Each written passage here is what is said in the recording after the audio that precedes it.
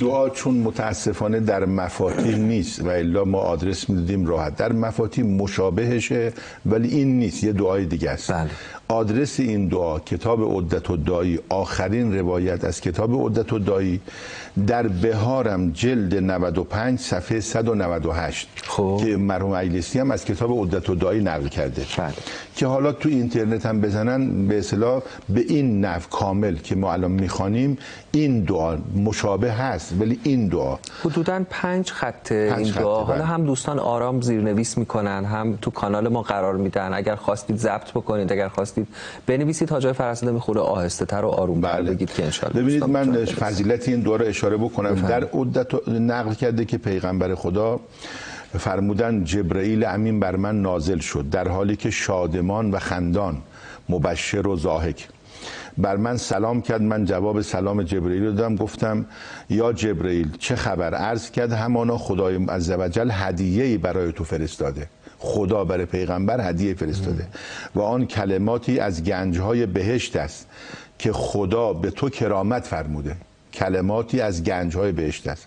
گفتم آن کلمات چیست ای جبرئیل؟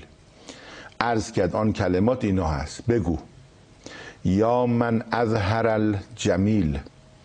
و همه عزیزان بخونن همراه ما، حداقل الان بخونن و مشغول و ذمه اگه خودشون بچه هاشون ندن به اونها، حفظ نکنن، تکرار نکنن، میخوایم انشالله همه تون اهل بهش بشید انشالله. حالا عرض میکنم پایانش جبرئیل گفت اینو به متقین بیاموز، انشالله گفت به منافقین یاد نده که این دعا مستجاب میشه.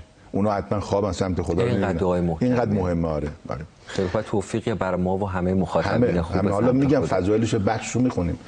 یا من اظهر الجمیل و ستر القبیح، یا من لم یؤاخذ بالجریره و لم یهتک الستر، یا عظیم العفو، یا حسن التجاوز، یا واسع المغفره، یا باسط الیدین بالرحمه، یا صاحب کل نجوا و یا منتهى کل شکوا، یا کریم الصف، یا عظیم المن، یا مبتدئا بالنعمه قبل استحقاقها، یا ربنا و یا سیدنا و یا مولانا و یا غایت رغبتنا، اسألک یا الله ان لا تشوه خلقی بالنار. این 5 خطه و اینو چاپ بکنین، بدین به دیگران تکثیر بکنید.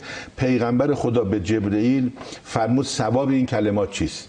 جبرئیل عرض کرد هیهات هیهات کسی بتواند آن را به شماره آورد. اگر تمام ملائکه 7 آسمان 7 طبقه زمین بخواهند ثواب آن را تا روز قیامت توصیف کنند، قادر نیستند حتی جزئی از یک جزء این کلمات را توصیف نمایند. عجیبه. مبالغه نداره جبرئیل.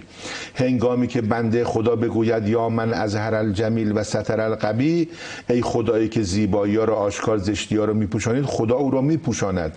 در دنیا بر او رحمت میفرستد، در آخرت او را جمیل و زیبا میگرداند و 1000 پرده در دنیا و آخرت او را میپوشاند.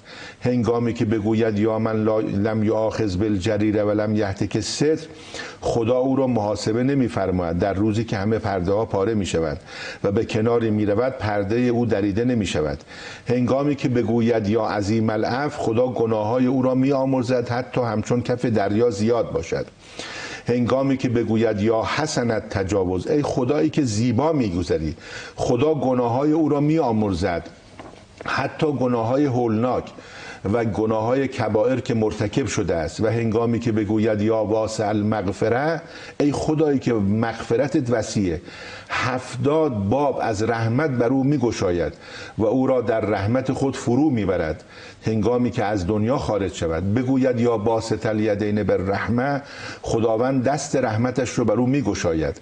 وقتی که بگوید یا صاحب کل نجوا و یا منتهى کل شکوا، ای صاحب راز پنهان، ای نهایت نهایت همه شکوه، اونایی که همش گلایه و شکایت دارن، خداوند ثواب همه مصیبت دیده ها و همه مردم، اعم از سالم، مریض، زیان دیده، مسکین، فقیر را تا روز قیامت به او عطا فرماید. عجیبه واقعا. یکی از اینا کافیه. بله. بعد فرمود و هنگامی که بگوید یا کریم الصف، خداوند کرامت انبیا را به او عطا فرماید.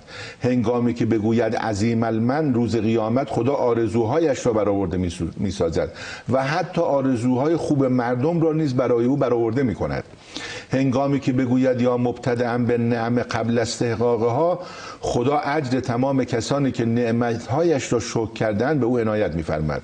هنگامی که بگوید یا ربنا و یا سیدنا، خداوند به ملائکه‌اش می‌فرماید ای فرشتگان من شاهد باشید، من او را آمرزیدم و به عدد تمام مخلوقات بهشت، جهنم، 7 آسمان، زمین، خورشید، ماه، ستارگان، قطره‌های باران، انواع مخلوقات، کوه‌ها، سنگریزه‌ها، عرش، کرسی، به او اجر و ثواب عطا نمودم. هنگامی که بگوید یا مولانا، خداوند قلب او را پر از نور ایمان می‌گرداند. هنگامی که بگوید یا غایت رغبتنا، خداوند روز قیامت آنچه را که او و دیگر خلائق به او میل و رغبت دارند عطا فرماید. هنگامی که بگوید اسألک یا الله ان لا تشوه، خدا من از آتش جهنم حفظ کن، خدا می‌فرماید ای ملائکه من شاهد باشید او، پدر و مادرش، برادرانش، خانواده‌اش، فرزندانش، همسایگانش را از آتش جهنم آزاد کردم. شفاعت او را در مورد 1000 نفر که آتش بر اونها واجب شده میپذیرم. ای محمد صلی الله علیه وسلم این کلمات را به متقین بیاموز و به منافقین یاد مد انشالله که خواب نمیبینن، چون این دعایی است مستجاب میشود که هر کس آن را بخواند انشالله به اجابت میرسد. که این دعایی است که اهل بیت المعمور در هنگام طواف به دور بیت المعمور میخواندن. خیلی خوب. مشغول و من اگه این دعا رو حفظ نکنم دیگه با این اصراری که کردن و با این نکاتی که گفتن و با این فضیلت ها، البته این به نظرم ظرفیت این دعاست هر چقدر به اندازه باورت بهره میبره. یعنی من که باور کردم همه بهرهاشو میبرن. هر کس شک بکنه، هر کس شک کنه که پیغمبر شفاعت میکنه، شفاعت بهش نمیرسه، همونجور باش عمل میکنه. مثل فضیلت هایی که مثلا در مورد قرائت سوره های قرآن دارن که چقدر این ظرفیت داره، هر ان شاء الله به اندازه وسع و توانمون بتونیم از این دعا بهره مند بشیم.